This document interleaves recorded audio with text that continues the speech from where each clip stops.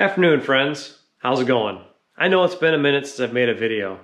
Unfortunately, this camera's been giving me a ton of fits, and I haven't made any videos because it doesn't seem to want to work right. It's been shutting off in the middle of making content, trying to film things. It's overheating. It's had a ton of issues. So I went through and I updated it, and hopefully I fixed everything. Bought a new memory card, got new batteries, did all the things that you read online and they say that'll fix it. So hopefully that'll actually fix it. The camera is new to me. It's a GoPro Hero 8. I bought it about a year ago, and literally all the content that you guys have seen on my page has been filmed with this camera.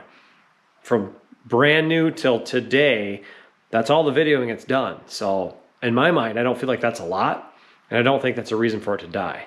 Anyway, that's not why we're here. Why we're here today is this is the last installation of the 79 FLH video series.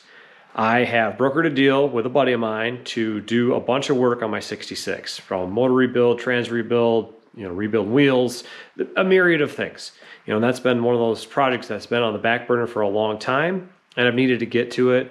And this has ignited a fire in me to get this thing, in the shop, get it on the lift, and get it going. So with that said, this is goodbye to the 79 FLH because he's getting this as part of a trade deal. So I want to show you guys where it's at. I've gone through and done a bunch of wiring fixes. I mean, obviously you've seen everything that's come along in the entire series, from new wheels and tires to, turn signals and everything. It's funny because the turn signal install, he's going to undo all that because he doesn't like it. He doesn't want any of that stuff on there. He wants a clean bike. So yeah, go figure, right? But anyway, it was fun doing. I enjoyed it. Anyhow, I don't want to hold you guys up any longer. I want to show you the bike and let you know how it came out because I'm excited about it. I think it's awesome. We'll start at the back and we'll work our way forward. Obviously, as you can see, the fender's installed, the turn signals are installed, got the tail light on, got the license plate bracket on, got these new Henry Abe wheels, and I love them. I think that they look awesome on this bike. Put the fishtail exhaust on, got my GMA rear caliper to help stop, obviously stock shocks.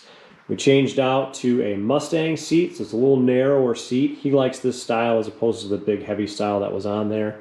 The battery box, this is not the right battery for this. This is an FX style battery, so it's taller and obviously not as deep, and it doesn't fit the battery cover, so I cannot put the cover on with this battery in place. You don't need the correct battery or a new battery box. And he's kind of on the fence on changing that. He may take that out and put in the FX style battery box, which of course puts the battery back into the frame a little bit so it's not as wide.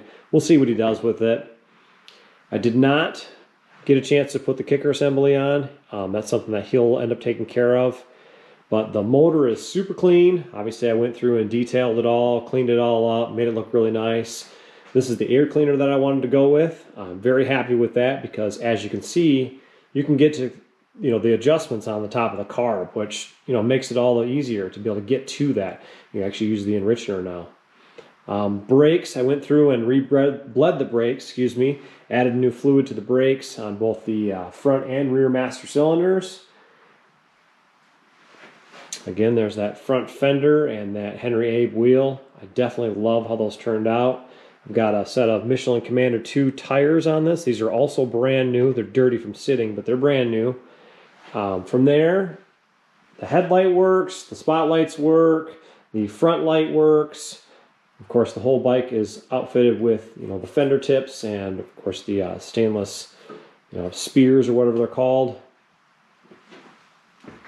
There's that front caliper and rotor. This was all completely rebuilt and works really well.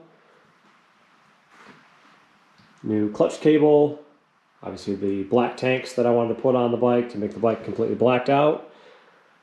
And again, I went through and cleaned up the outer primary, the inner primary, the engine cases, everything. Just cleaned this whole bike up to make it look nice.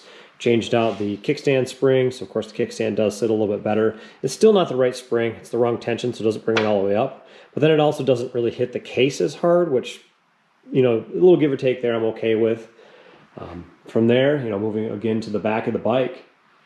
So as you can see, it's a pretty good looking bike.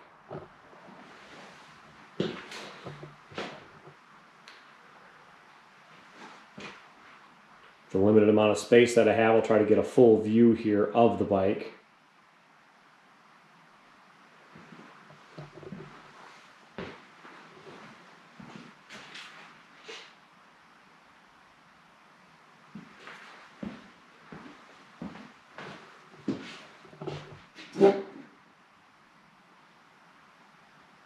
Well, friends, as I said, this ends this video series. This bike, I believe, is getting picked up this afternoon. He asked to have it ready today, so I went through and cleaned it up again, changed the seat out, checked all the fluids, did all that fun stuff to make sure that it was ready to go. I did end up getting a manual for this bike, so I did pick up a brand new Harley Davidson manual for this from Harley. Not from Harley, but it's a Harley part. And I went through and torqued everything to spec. So everything that I changed out on this bike has been torque to spec. I got to use my brand new Tecton torque wrenches, and I love them. They work really well. Very happy with them. And I just wanted to make sure that this bike was buttoned up, the way it should be. So everything's ready to go down the road. The wheel spacing's correct, the axle adjustment's right. Everything's been done to spec on this bike the way it should be done.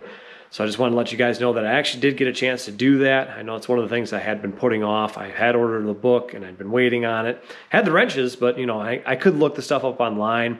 But it's always nice to be able to find the right page in the book and then go through all the specs and get everything torqued. Anyway, guys, I appreciate you watching. I appreciate you checking out the video series. I'm also very grateful for all of the the comments and the feedback and all the great conversations that we've had on this project. And of course, I ask that you stay tuned. Hopefully this week I'll wheel the 66 in here and show you guys that. It's not the most beautiful bike in the world. It's been sitting for a long time, since 1997 actually, so quite a few years.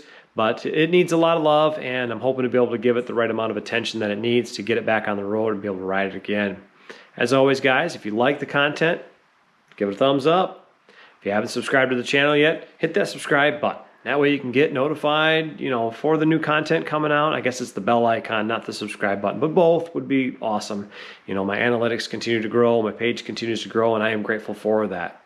As always, guys, I appreciate you all. I hope you all are having a great day. Take care. We'll catch you soon.